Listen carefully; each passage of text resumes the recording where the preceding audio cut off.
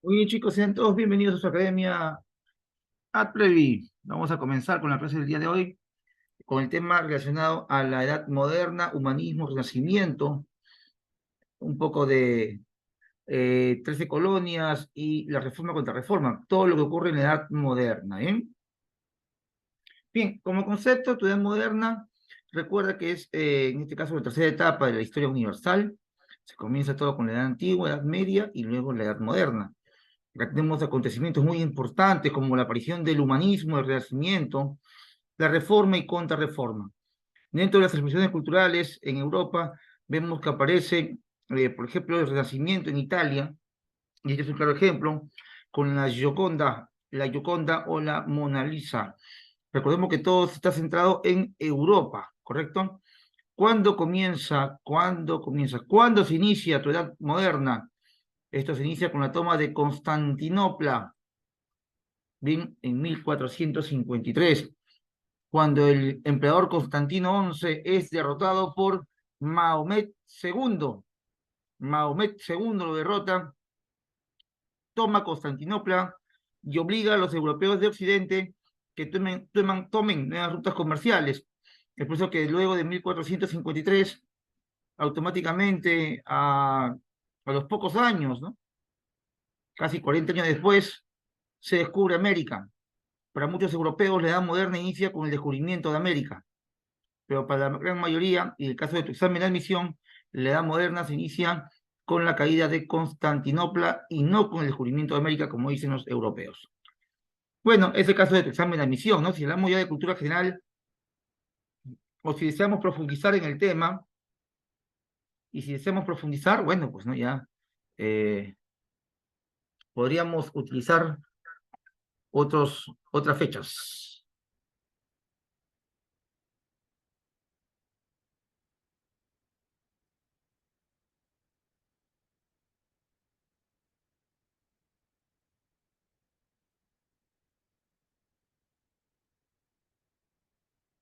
Bien, vamos a avanzar. Bien, acá hay unas fechas importantes, aquí hay unas fechas importantes, borramos aquí los cuadritos, y es lo que vamos a trabajar, el día de hoy, ¿no? Mira aquí, mira aquí, mira aquí. Vemos que el siglo IV, perdón, XIV, siglo XIV hasta el XV, según la Universidad de Villarreal, esto corresponde al humanismo.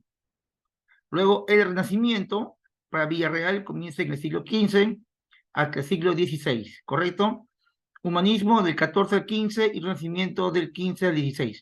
Esto según la Universidad Nacional Federico Villarreal. Luego tenemos el racionalismo, que abarca desde el siglo XVII, ojo, XVII al XVIII.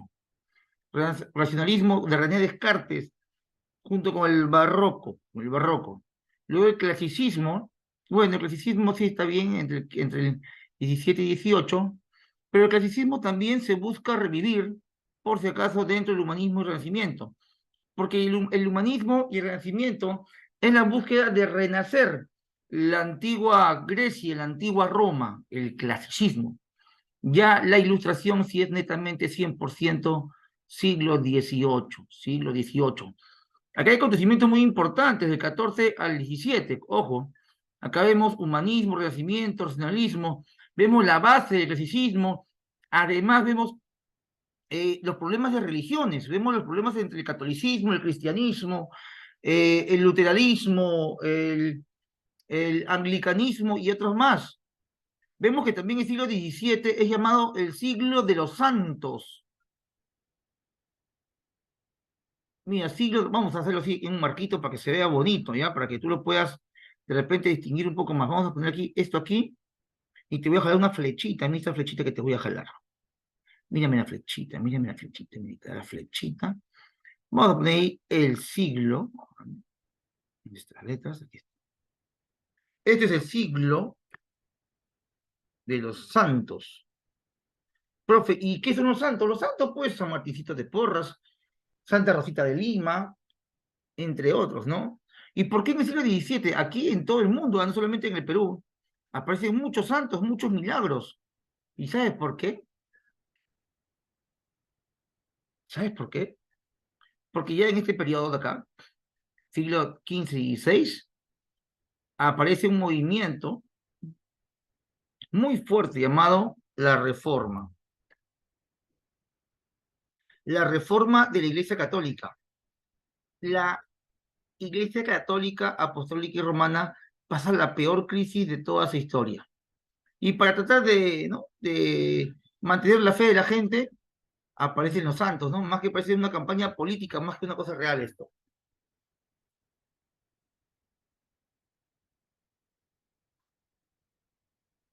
En el siglo XVIII se da, además del siglo de las luces, con la ilustración, se da la independencia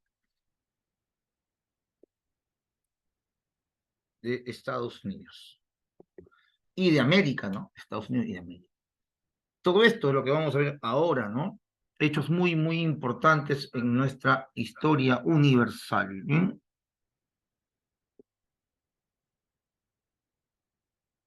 Hasta ahí, chicos, ¿algún tipo de pregunta? ¿Todo claro? Oscar siempre participando, Oscar, Marisol, Josué, Doris, André, Edith, por ahí. Todo claro, todo claro. ¿Sí? Ready, ready. Estamos con flow. Sí. Listo, Oscar. Sin miedo al éxito, me preguntas nada más. En realidad no hay nada complicado. En historia simplemente hay que prestar atención y repasar. Si no repasas, estamos fritos pescaditos. En la Edad Media, estudiantes vimos que la principal fuente de filosofía o de pensamiento era la escolástica, era la religión, el creer en Dios. La guerra fue la principal actividad de la Edad Media, pero todo circulaba en torno a Dios.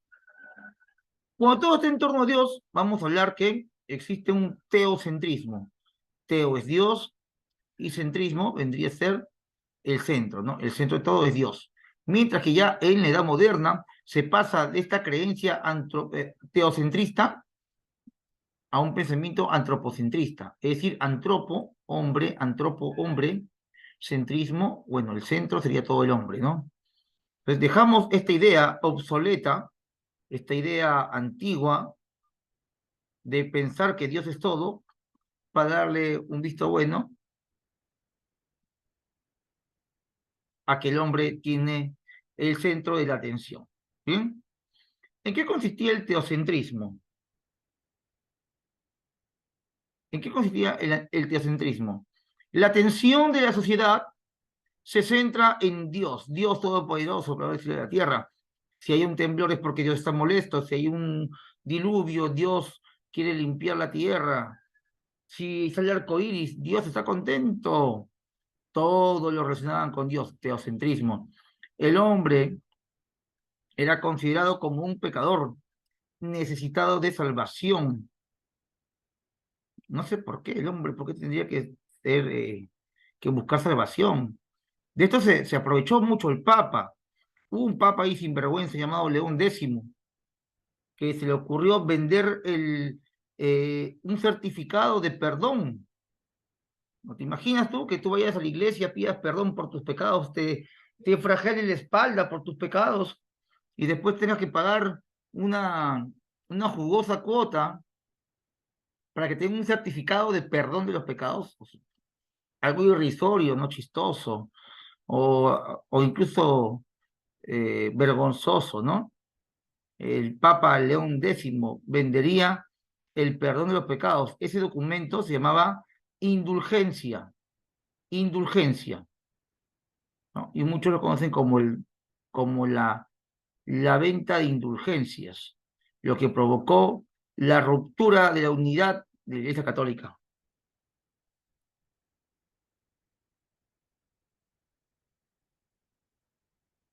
En el teocentrismo también vemos que el arte gira en torno a Dios, todo era Dios.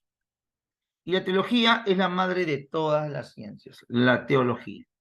Pero esto es básicamente tu Edad Media, pues aquí se pasa del teocentrismo al antropocentrismo. El antropocentrismo, el antropocentrismo es la atención de la sociedad se centra ya en el hombre y deja de lado a Dios. Ojo, lo deja de lado, pero no significa que lo haya olvidado. O sea, ya mi prioridad no es Dios, mi prioridad es uno mismo. Y bueno, pues a Dios les prestaré atención más adelante, pues, pero no significa que el antropocentrismo deje 100% de lado a Dios. Dios está presente, pero el hombre tiene prioridades ahora. Ya no piensen en agradarle tanto a Dios como lo era en la Edad Media. Bien, la atención de la sociedad se centra en el hombre. Se redescubre la alta dignidad del ser humano, dotado de alta capacidad intelectual para aclarar muchos misterios del universo. Mira esto, qué interesante. El arte comienza a girar en torno al hombre. Y para que el arte gire en torno al hombre, tuvieron que rescatar las obras greco-romanas.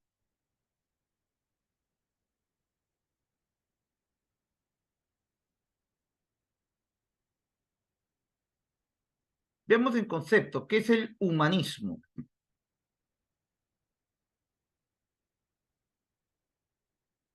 Es el centro del universo, está el hombre, imagen de Dios, criatura privilegiada, digna sobre todas las cosas de la tierra. Es una corriente filosófica y educativa de la humanitas latina, equivalente al griego paideia, doctrina que defiende como principio fundamental el respeto a la persona humana. Es un movimiento intelectual interesado por el estudio de la cultura greco-romana. Mira, acá vemos un interés muy fuerte hacia la recopilación de lo greco y lo romano, es decir, hacia el clasicismo. ¿Cuáles son los factores que favorecen al humanismo? ¿Cuáles son estos factores? Vemos la emigración de sabios griegos que venían desde Constantinopla, que había sido tomada, la invención de la imprenta en Alemania por un señor llamado Gutenberg, luego la acción de los mecenas, quienes eran hombres millonarios que auspiciaban a los pobres artistas, y las universidades y las escuelas. Surgen las primeras universidades, ¿no? ¿Cuáles son las primeras universidades? Hablamos de universidades italianas, alemanas, francesas. Vamos a compartir esa información.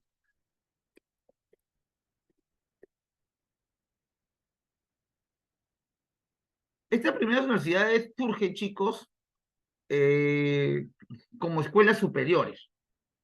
Bien, vamos a colocar aquí.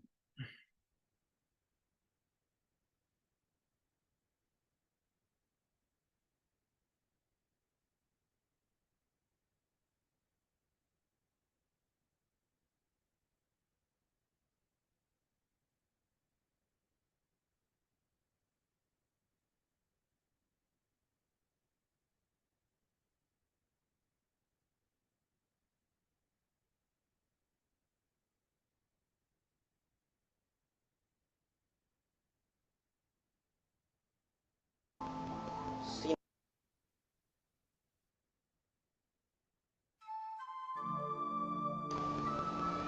el origen de la universidad no es definido por un solo acontecimiento histórico, sino que es el resultado de diferentes sucesos que permitieron el surgimiento y desarrollo de esta.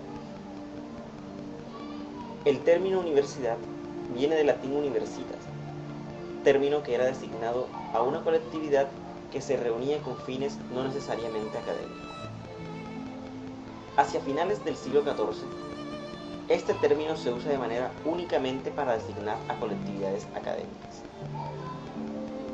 La expresión para designar a lo que hoy conocemos por universidad era Universitas Magistrorum et Scholarum.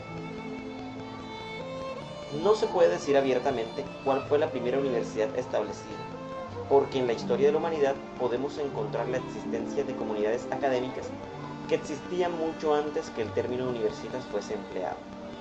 Así, por ejemplo, el profesor Félix Patiño Restrepo, en el documento Evolución Histórica de la Universidad, propone que la primera universidad fue el Museo de Alejandría, mientras en otras fuentes de referencia, como la página Wikipedia, encontramos que en China se registra la más antigua universidad, la Escuela Superior Imperial Shangxiang, 2200 años antes de Cristo.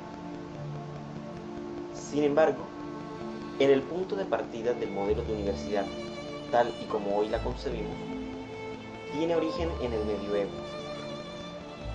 Durante mucho tiempo, el Imperio Romano dominaba, pero este empezó a perder vigor con la aparición del cristianismo.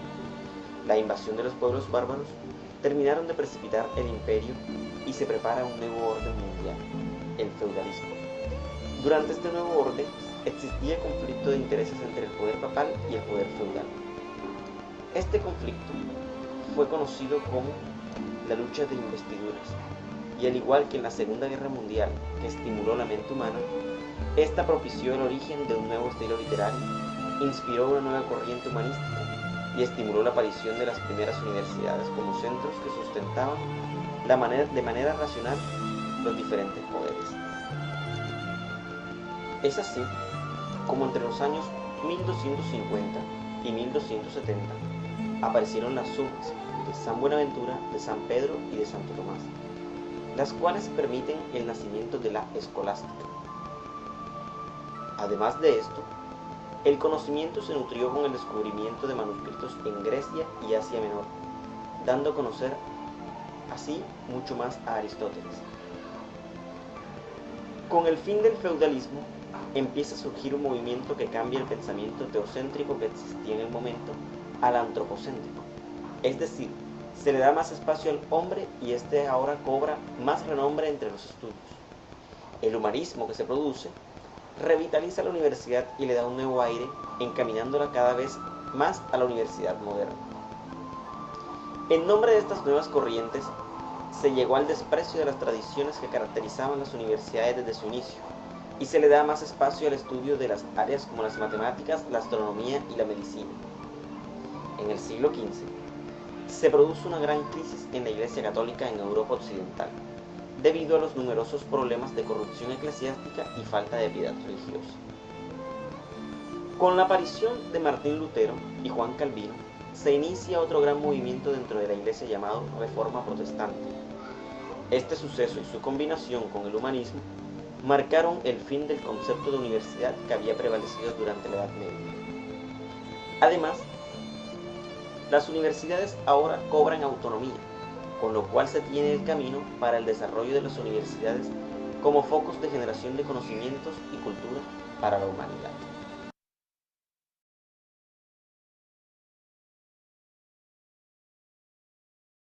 Bien, chicos, así como todo en la historia, como todo en la vida, hay procesos. Incluso la formación de universidades tiene un proceso. Podemos ver incluso que habían escuelas que tenían el rol de universidades, ¿no? Desde China, la antigua Grecia, Roma, pero es justamente en la Edad Moderna que la universidad, así como la conocemos, aparecería, ¿no? Con la, con la estructura de decanos, rectores, docentes y estudiantes.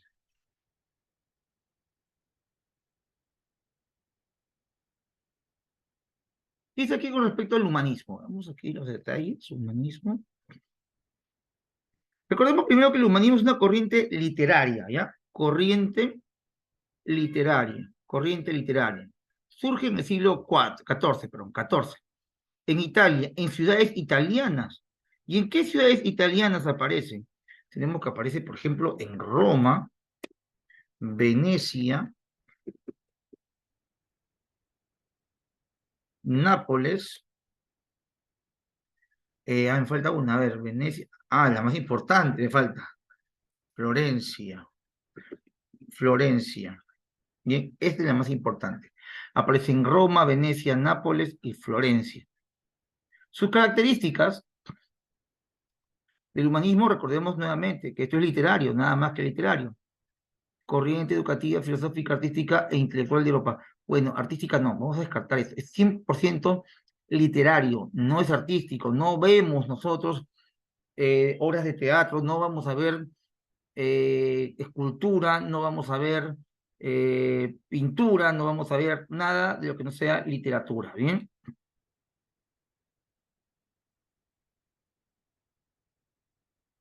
El estudio de las obras literarias de la antigua clásica greco-romana, el humanismo dominaba el griego y el latín. Los humanistas dominaban esos términos, difundieron sus ideas en universidades y academias. Son de gran importancia y experiencia y la razón como mecanismos de conocimientos y transformación de la realidad. ¿Cómo puedo aplicar yo la experiencia en el conocimiento? Hay una corriente llamada el empirismo, jóvenes. El empirismo es el conocimiento mediante la experiencia, porque todos no logran conocimientos mediante lo académico. Acá estamos recibiendo conocimientos académicos, pero hay personas que llegan al conocimiento mediante el empirismo, es decir, mediante la experiencia, la experimentación. Se establecen las bases para la ciencia moderna mediante la lectura y se expandió por casi toda Europa, ¿no? Toda Europa occidental, sí, parte de Europa oriental. Potenciadores. ¿Quiénes van a potenciar el humanismo? ¿Quiénes hacen que el humanismo se rebalse en toda Europa?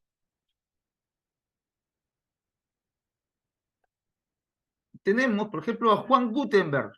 Desde Alemania crearía la imprenta, o mejor dicho, la va a remodelar, porque la imprenta, chicos, ya existía desde la edad antigua en China, pero en Europa, recién Gutenberg la va a transformar como la conocemos casi como es hoy en día. La caída de Constantinopla en 1453 provocó el éxodo hacia Occidente de varios sabios bizantinos. Recuerda que los bizantinos mantienen el idioma griego, por lo tanto, los de Bizancio o los bizantinos llevan las lecturas greco-latinas, las llevan hacia Italia. Las universidades y academias donde se desarrollaban actividades de investigación, el individuo, el espíritu de empresa y el desarrollo del capitalismo. Todo esto genera que el humanismo se potencialice. Bien, sobre todo las universidades, ¿no? Universidades. El objetivo de estudio del humanismo menciona que es el hombre y la naturaleza como objeto o como objetos de la ciencia, la filosofía y las artes, abandonándose el teocentrismo medieval por el antropocentrismo renacentista.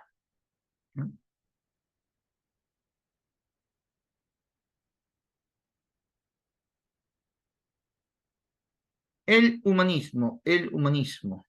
Seguimos con el humanismo. ¿Qué es el humanismo en concepto? Es un movimiento ideológico burgués, porque es de gente adinerada, gente trabajadora, basado en el conocimiento de la antigüedad, sobre todo greco-romana. Criticó las ideas medievales. ¿Cuáles son las características de este humanismo? Uso de la razón para la investigación y la experimentación, individualismo, antropocentrismo y libre albedrío, culto a lo greco-romano, lectura y rescate de los modelos y pensamientos de la antigüedad. Y tiene 3 temáticas: la naturaleza, Dios y el hombre. Autores y representantes del humanismo. Te he puesto ahí 3 importantes y la siguiente diapositiva es del, creo yo, considero el más importante, no por mis conceptos, sino más que todo, porque es lo que más viene en exámenes, por el cual han preguntado mucho más en los antiguos exámenes de admisión. Tenemos a Francisco Petrarca. La Universidad Nacional Federico Villarreal, ¿cómo lo conoce a Francisco Petrarca? Lo conoce como el padre del humanismo. Padre del humanismo. Nicolás Maquiavelo es mencionado en la Universidad Villarreal como el príncipe del humanismo. Y Erasmo de Rotterdam es el holandés, el de Países Bajos, el extranjero más importante o uno de los más importantes del humanismo. Bien. Obras de Petrarca: Cancionero, Rimas a Laura y África. novela importante, o una importante de Maquiavelo, El Príncipe, y Erasmo de Rotterdam, Elogio de la locura.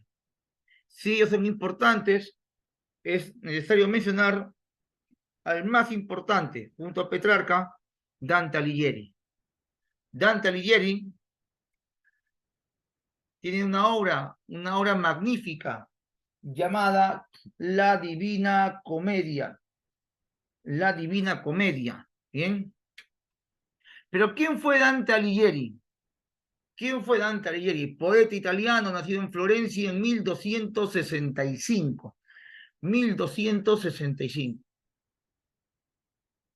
Desde pequeño tuvo una educación esmerada en cuanto a su formación política. Al igual que sus padres, perteneció al partido de los Guelfos, a favor del Papa y la Iglesia, luchando constantemente contra los gibelinos. Estos problemas lo conducirían a su futuro destierro. En cuanto a su poesía, es considerada como el poeta supremo, el padre de la poesía italiana, Dante Alighieri, por su notable talento literario, gracias en parte a su musa inspiradora, mujer que conoció en vida y a la que dedicó muchas de sus obras. Esta mujer se llamó Beatriz. Así como Petrarca tenía a Laura, Dante tenía a Beatriz. Dante Alighieri fallece en 1321. Sus principales obras, la Divina Comedia, Rimas, Convivio. Y estas imágenes corresponden a su obra La Comedia, que luego es llamada la Divina Comedia. Disculpen.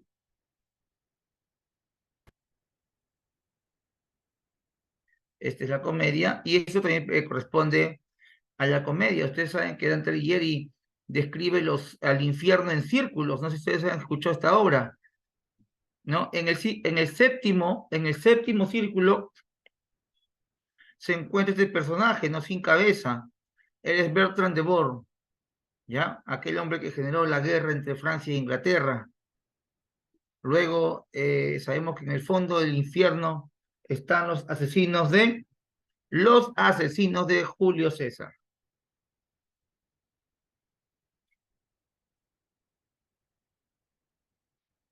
El Renacimiento. Nos vamos ahora al Renacimiento. ¿Qué es el Renacimiento? Movimiento de renovación cultural financiado por la burguesía, restaurando el arte de Grecia y Roma. Características del Renacimiento: naturalismo, artes plásticas y el mecenazgo. El naturalismo es realista al reproducir al ser humano y a la geografía, tal cual son en la realidad. Hay artes plásticas. Los artistas practican las bellas artes, pintura, escultura y arquitectura. Y el mecenazgo, los artistas son financiados y protegidos por acaudalados burgueses. Si hablamos jóvenes, si hablamos de Renacimiento, va casi a la par que el humanismo. 100 años apenas de diferencia. Primero es el humanismo literario, 100%. Pero el Renacimiento va más allá. El Renacimiento abarca literatura, filosofía, escultura, pintura, arquitectura, música, teatro. El Renacimiento abarca todo lo que es cultura. Y si te hago la pregunta, ¿qué es cultura? Todos ya debemos de saber que cultura es todo aquello que el hombre realiza. Desde la manera en saludar, caminar, respirar, bañarse, peinarse, vestirse, eso es cultura. Y el Renacimiento son expresiones culturales.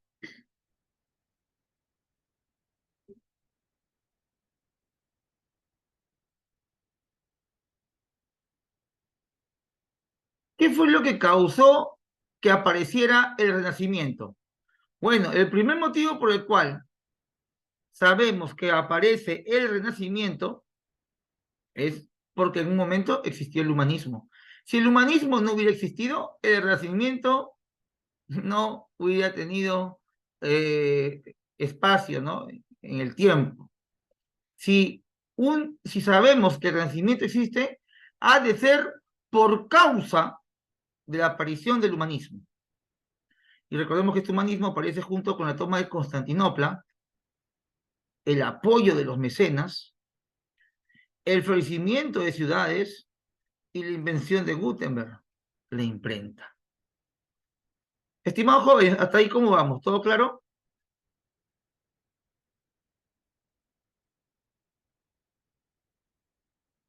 Beto, Lady, Andrés,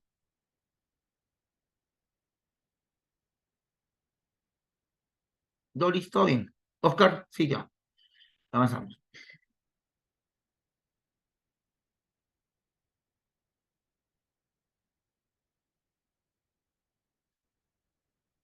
A ver, veamos el desarrollo o características del Renacimiento. Dice desarrollo de las artes plásticas, ¿no? La escultura, vemos la pintura,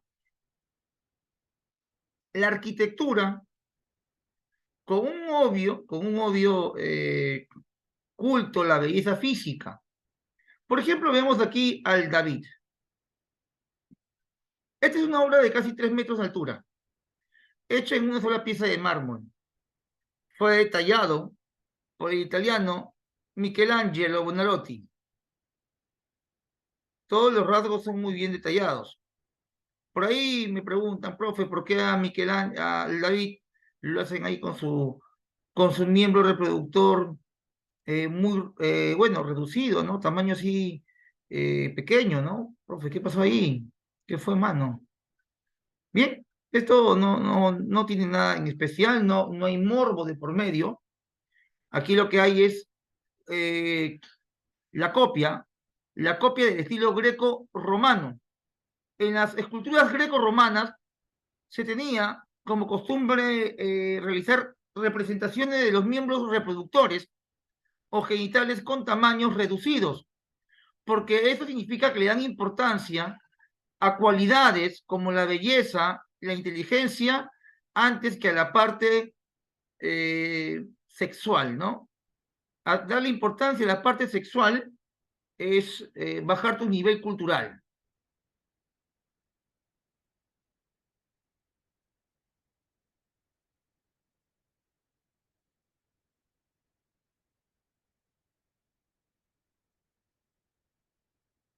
El Renacimiento se divide en dos periodos, el 480 y el 580. 400, 1400, el 500, 1500.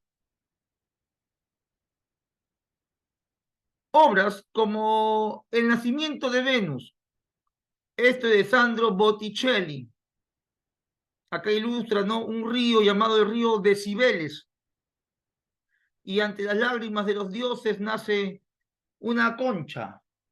Y de la concha sale Venus, el nacimiento de Venus. Esta es la cúpula de Santa María de Florencia. Esta es una obra de arte arquitectónica. Profe, me parece conocida esa cúpula. Ah, bueno, si vives por Magdalena, hay una iglesia que es la réplica. ¿Alguien vive por Magdalena, chicos? ¿Alguien vive por Avenida La Paz, La Marina? Hay una réplica de esta iglesia. Ahí por la Avenida Sucre. Ya se llama la cúpula de María, se llama, la que está en Magdalena. Si no me equivoco, está en la Avenida Sucre. Es una réplica de esta iglesia que se llama la cúpula de Santa María de Florencia.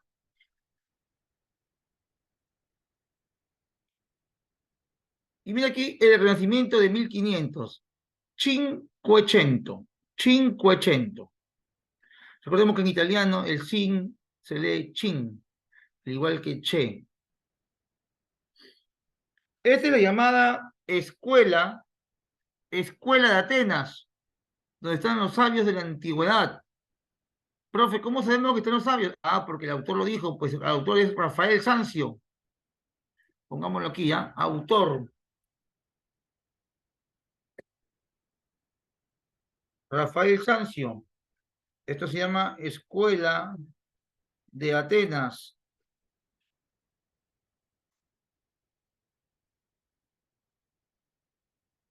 Profe, ¿cómo sabemos que son sabios y no son personas comunes y corrientes?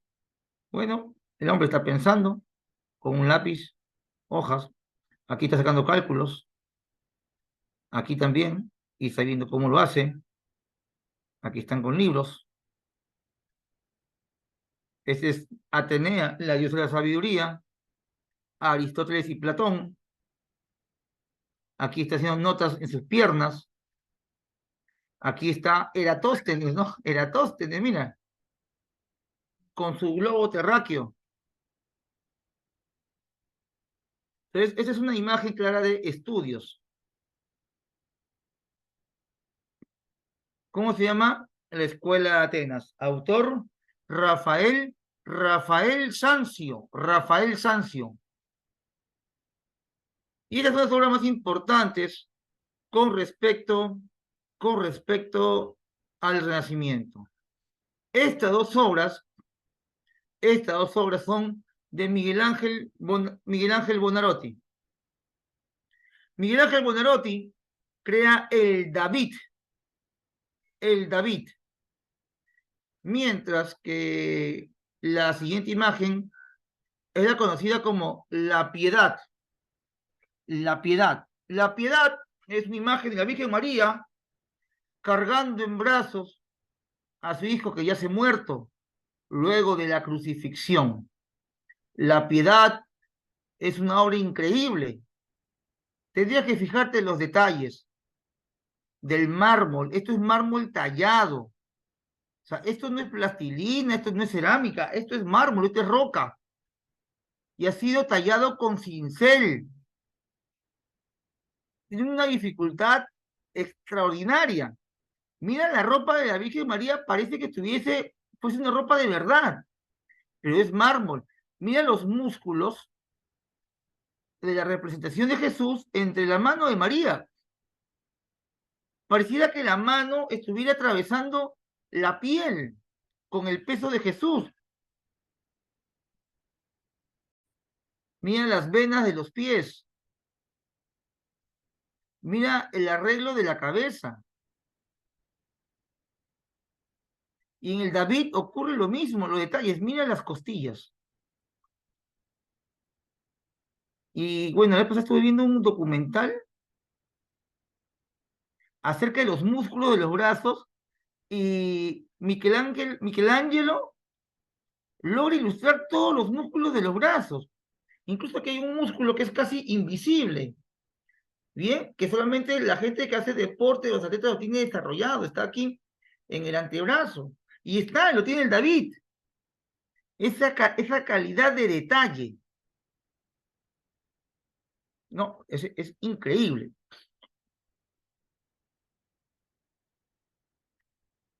¿Qué es lo que sujeta a David en la mano? La roca, pues, con la que mata a Goliat. La roca con la que derrota a Goliat. No te olvides, David venció a Goliat.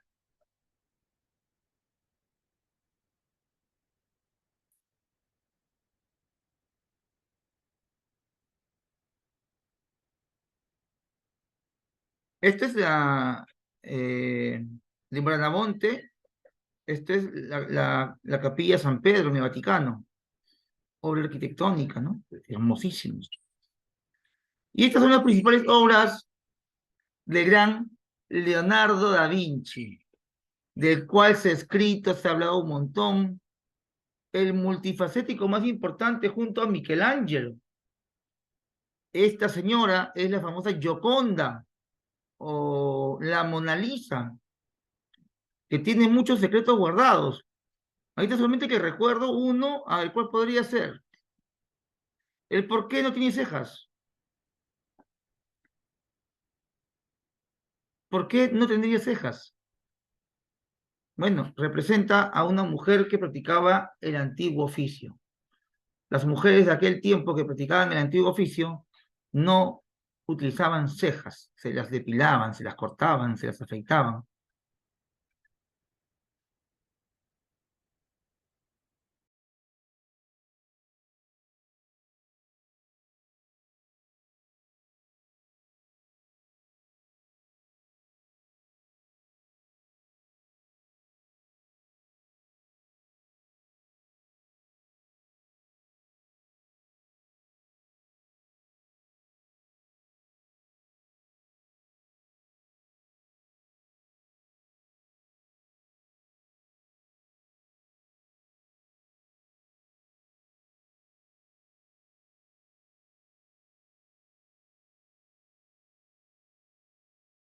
Bien,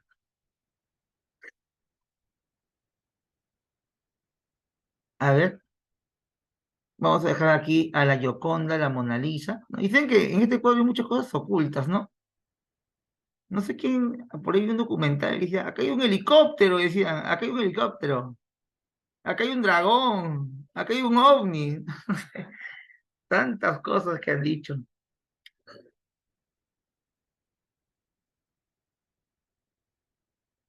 Incluso dicen que si tú volteas el cuadro y lo pones de manera inversa, se ve la cara de Miguel Ángel Buonarroti, bueno, diré de Leonardo da Vinci.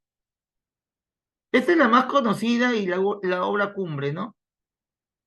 Esto es La Última Cena. Chicos, ¿ustedes han visto La Última Cena alguna vez? ¿En casa alguien tiene una Última Cena?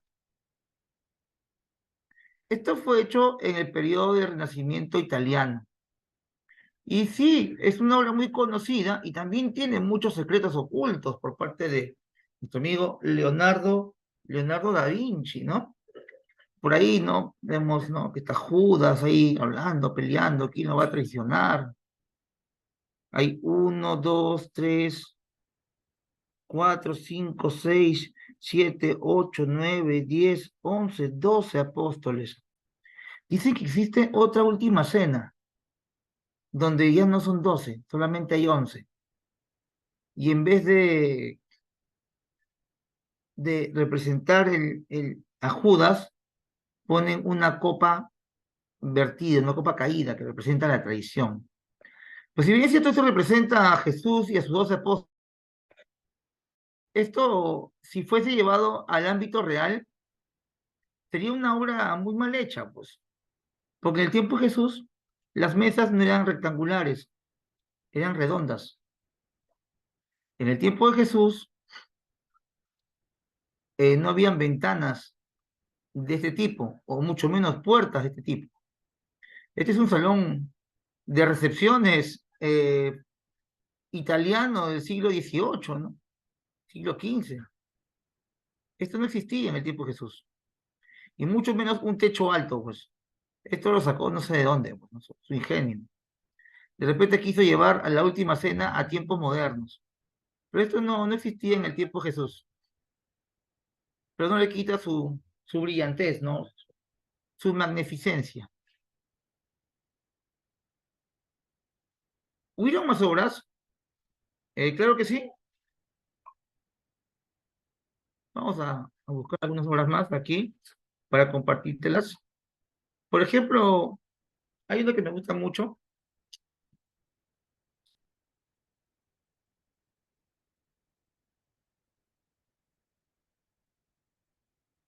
que es de Miguel Ángel, ¿ya? No lo pusimos en antes.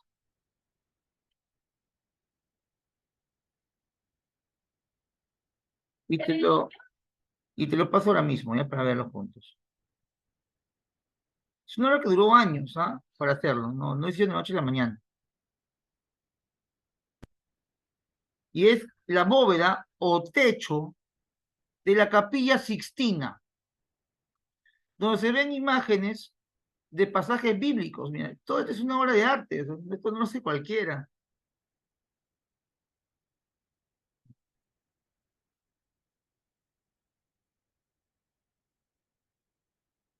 Ahí está, la Capilla Sixtina, veamos. A cargo del arquitecto Giovanni de Dolci se llevó a cabo entre los años 1473 y 1481, durante el mandato del Papa Sixto IV. Pero su arquitectura no es lo que más llama la atención, sino los frescos que recubren sus paredes y techo por completo.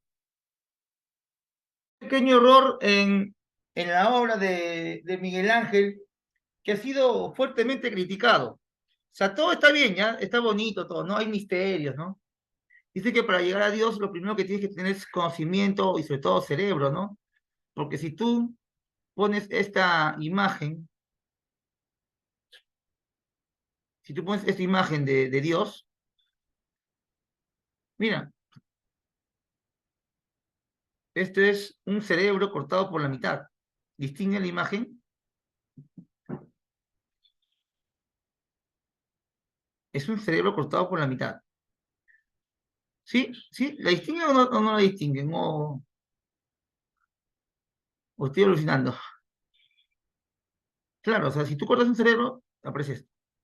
Ahora, ¿cuál crees tú que sí sería el error en esta imagen?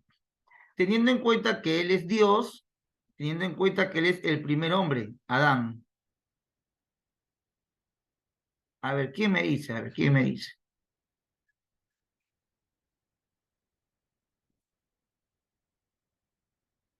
¿Cuál sería el error en la imagen de esta Capilla Sixtina?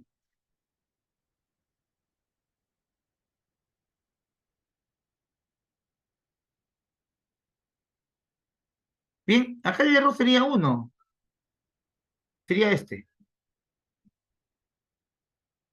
Si él es Adán, Adán no puede tener ombligo. ¿Por qué no? Porque Adán fue creado, pues Adán no nació de una mujer. Adán no nació en un parto, él no tuvo cordón umbilical para que tenga ombligo. Ya, ahí la dejamos. Vamos a seguir viendo el video.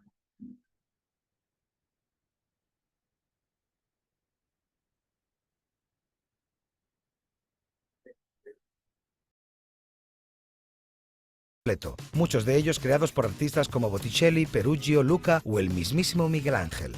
El techo es, por supuesto, una de las obras más impresionantes de la capilla. Estos frescos, que representan las 9 historias del Génesis desde la embriaguez de Noé hasta la separación de la luz de la oscuridad, pertenecen a Miguel Ángel, que tardó 4 años en pintarlos, desde el 1508 hasta el 1512. Años más tarde, el Papa Pablo III le encargó decorar el ábside, tarea que le ocupó 5 años de su vida, desde el 1536 hasta el 1541. La imagen más famosa de todo el conjunto es la creación de Adán, que se encuentra en la parte central de la bóveda y representa la historia del Génesis en la que Dios da la vida a Adán. Y sobre el altar mayor se encuentra una de las obras maestras de Miguel Ángel, el Juicio Final. Este cuadro representa el Apocalipsis de San Juan en unas dimensiones de aproximadamente 13 por 12 metros. Pero la obra de Miguel Ángel no es la única destacable. En la pared sur pueden apreciarse los frescos de la vida de Moisés y en la del norte la vida de Cristo, que fueron pintados entre 1481 y 1482 por artistas como Pietro Perugino, Sandro Botticelli, Cosimo Rosselli, Domenico Ghirlandaio, Luca Signorelli y Bartolomeo della Gatta. La pared oeste posee 2 frescos que sustituyeron a los originales, pintados por Domenico Ghirlandaio y Luca Signorelli tras el hundimiento del arquitrabe de la puerta en el año 1522. La resurrección de Cristo de Hendrik van den Broek sustituyó el fresco de Domenico Ghirlandaio y la disputa sobre el cuerpo de Moisés de Mateo Pérez de Alessio al de Luca Signorelli. ¿Conocías la Capilla Sixtina? Es una total delicia para los sentidos y un lugar de obligada visita para los viajeros aficionados al arte. ¿La has visitado ya? Sigue conociendo lugares increíbles suscribiendo.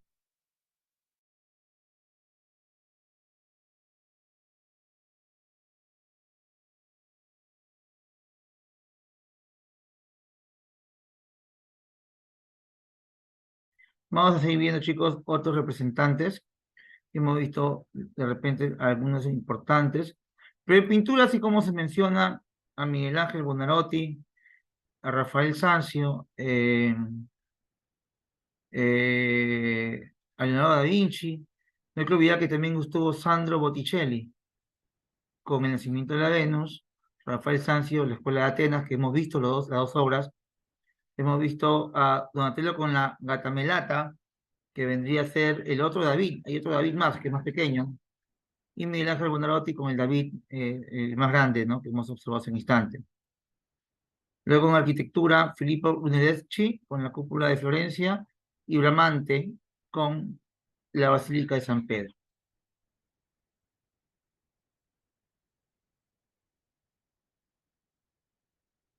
Pero fuera del humanismo y el Renacimiento, no es lo único que va a haber aquí en este periodo de la historia de la Edad Moderna. También habrá acontecimientos que ensombrecen a la religión, a la fe.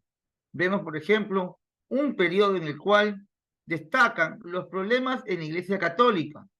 Hablamos de la Reforma y la Contrarreforma. ¿Qué es la Reforma? ¿Qué es la Contrarreforma? Vamos a verlo.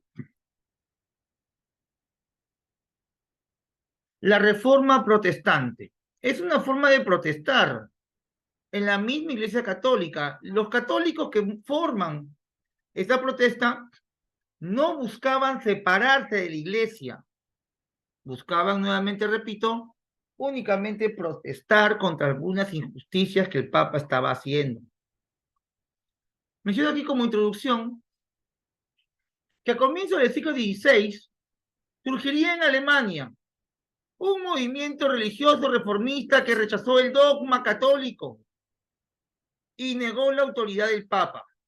Este movimiento, conocido como la Reforma, puso fin a la unidad del catolicismo y dio lugar a otras religiones cristianas, que fueron llamadas protestantes. ¿Cómo se rompe la unidad cristiana? Porque sabemos, chicos, que hoy en día hay cristianos ortodoxos, cristianos católicos, cristianos evangélicos, cristianos pentecostales, cristianos no sé qué, cristianos por allá. Por todos lados hay cristianos de diferente denominación. Pero ¿cómo surge este rompimiento, esta fragmentación entre los cristianos? Esto surge debido a la reforma. Denominamos reforma al conjunto de movimientos religiosos nacidos con intenciones de reformar o renovar la iglesia. De ahí su nombre, que se rebelaron contra la autoridad del Papa. Ellos dictaron nuevas interpretaciones de las Sagradas Escrituras y formaron las iglesias llamadas protestantes. Desde finales de la Edad Media, existían en ciertas capas de la sociedad un profundo malestar por la situación de la iglesia. Opinaban que, estos cristianos que protestaron, que las altas jerarquías eclesiásticas vivían en un lujo y riqueza exagerado. El clero tenía una escasa formación. Los cargos eclesiásticos se compraban. O sea, si querías ser sacerdote, tenías que pagar por eso.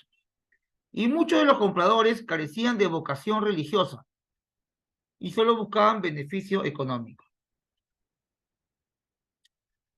Los orígenes de la reforma,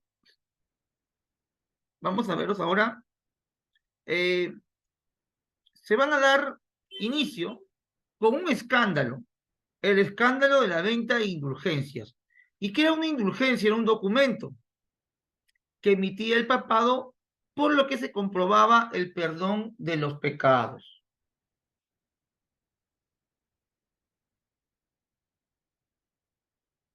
La expansión económica y apoderarse de las propiedades eclesiásticas. La angustia espiritual creada por el individualismo. El humanismo con sus críticas a las prácticas religiosas. Él es el primero o más importante de los protestantes. Él se llamó Martín Lutero. Él es alemán. Publica 95 tesis en la Universidad de Wittenberg, Alemania. Martín Lutero, llamado Martin Luther, era católico, era un fraile, teólogo, y busca dentro de la iglesia, con sus opiniones, poder mejorarla. Esa es una imagen de las tesis, de las 95 tesis. Ya está bien.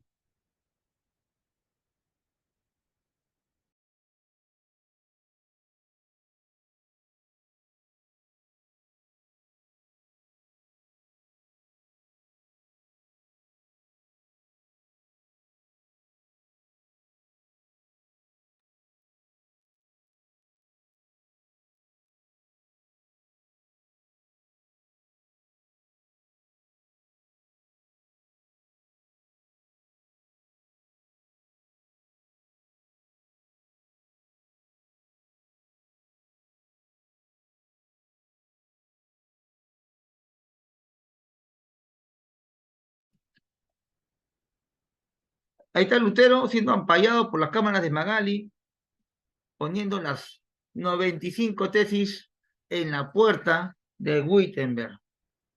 Pobre Lutero, quiso hacer algo bueno, protestar, porque el Papa hacía cosas malas, pues chicos, no era bueno.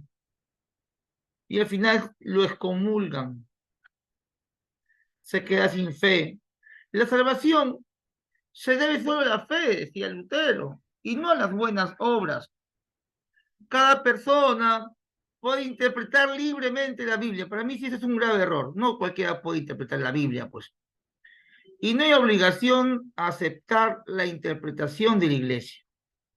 La única fuente de verdad son los textos sagrados. Eso es mentira, por lo que niega el dogma católico. Recordemos que la fe católica cristiana es basada en la tradición, ¿ok? Que son costumbres que pasan con el tiempo, se juntan y trascienden en el tiempo y espacio. No te puedes basar solamente en el texto bíblico. El bautismo y la Eucaristía son los únicos dos sacramentos verdaderos. Puntos fundamentales para Martin Luther. El papado no es una institución creada por Jesucristo. Uy, dile eso al Papa, vas a ver cómo te excomulga. Y fue lo que pasó, los excomulgaron. El culto a la Virgen y a los santos ha de suprimirse. El purgatorio no existe y las indulgencias no sirven para perdón de los pecados. Esta reforma se expande. Miren, Escocia, John Knox, Inglaterra, Enrique VIII, Suiza, Juan Calvino, Alemania, Martín Lutero. El calvinismo fue la continuación de las ideas de Lutero, encabezado por un abogado llamado Juan Calvino, también estudió teología. Esta doctrina surge en Ginebra y se expandió o se extendió por los Países Bajos, algunas regiones de Francia y las Islas Británicas. Su fundador, Juan Calvino, defendía la predestinación según la cual las personas estaban salvadas o condenadas antes de nacer. Juan Calvino nace el 10 de julio de 1509 y muere el 27 de mayo de 1564. Bautizado con el nombre de Juan o de Jim Calvin, así como Jim Calvin, ¿no? Así como su cantante. Latinizado como Calvinius. Fue un teólogo protestante francés durante la Reforma Protestante. Fue el principal propulsor que va a proponer y avanzar el calvinismo. Cuando el calvinismo y el luteranismo se expanden, llegan a Inglaterra y se funde el anglicanismo. El anglicanismo es muy importante porque la mayoría de iglesias evangélicas de aquí del Perú proviene del anglicanismo. El anglicanismo le da vida a todas estas iglesias cristianas. Surge en 1534, cuando el rey Enrique VIII separó la iglesia católica de su país. Enrique VIII no quería obedecer al Papa, porque el Papa le negó el divorcio. Enrique VIII era un pillín, era un hombre intenso. Él se quería casar a cada rato, y eso el Papa no se lo permitió, no por algo moral, más que todo porque tenía miedo al divorcio de la sobrina de Carlos V, que estaba casada con Enrique VIII. El Papa se negó a divorciarlo, porque decía que no era justo que se divorcie porque se había enamorado de una sirvienta. Y Enrique VIII se quería casar con la sirvienta, porque era el rey y se casaba con quien él quería. Esta mujer se llamaba Ana Bolena. Y por Ana Bolena, Enrique VIII decide romper la relación con el papado. Pasa el tiempo y Enrique VIII también se va a divorciar de Ana Bolena. Y así se divorcia de sus siguientes 4 esposas. Pero con la ventaja de que ya fundó su iglesia.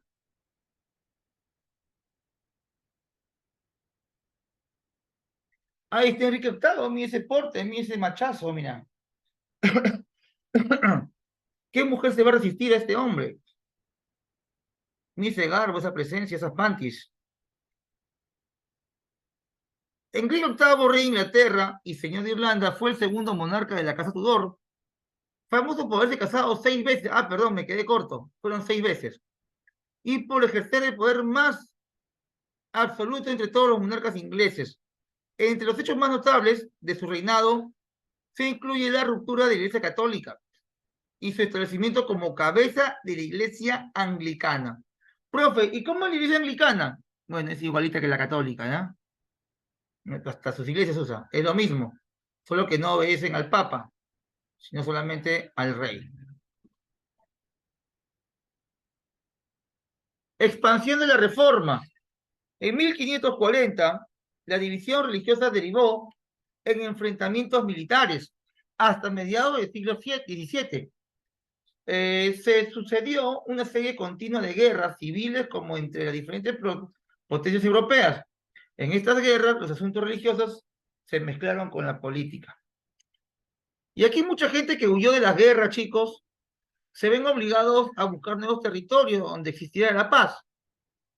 Y de esta manera muchos europeos llegan a las 13 colonias de Norteamérica, huyendo de estas guerras. Porque la reforma pudo destruir a la Iglesia Católica, pero los católicos no se quedaron con los brazos cruzados. Y ante la reforma protestante, los católicos crearon la contrarreforma o reforma católica. Y fue un movimiento dentro de la Iglesia en respuesta a la reforma de Lutero. Denota el periodo de resurgimiento católico desde el pontificio del Papa Pío IV en 1560 hasta el fin de la Guerra de los 30 años. Sus objetivos fueron renovar la Iglesia y evitar el avance de la doctrina protestante. El Concilio de Trento es una reunión de católicos que buscan la igualdad, buscan hacer una reforma. Fue un concilio general ecuménico, ecuménico significa global, reunido entre 1545 a 1563 en el pequeño pueblo de Trento en los Alpes, que aprobó una serie de decretos doctrinarios con respecto a los dogmas. Un dogma es una verdad de fe, algo que no se discute, simplemente se acepta. La disciplina, el papado y las órdenes religiosas que permanecieron vigentes hasta que se reunió el siguiente concilio, más de 3 siglos después. Es en este periodo, chicos, que los católicos pasaron a llamarse católicos y se crean las Biblias, ¿no? Porque los protestantes sacan una Biblia llamada la Biblia Reina Valera de Suiza y los católicos sacan una Biblia llamada la Biblia Vulgata, que contaba con más libros que la Biblia cristiana. Acá destacaría también un personaje llamado San Ignacio de Loyola, quien va a liderar a los católicos. Y San Ignacio de Loyola sería llamado o apodado la mano armada de Dios. ¿Bien?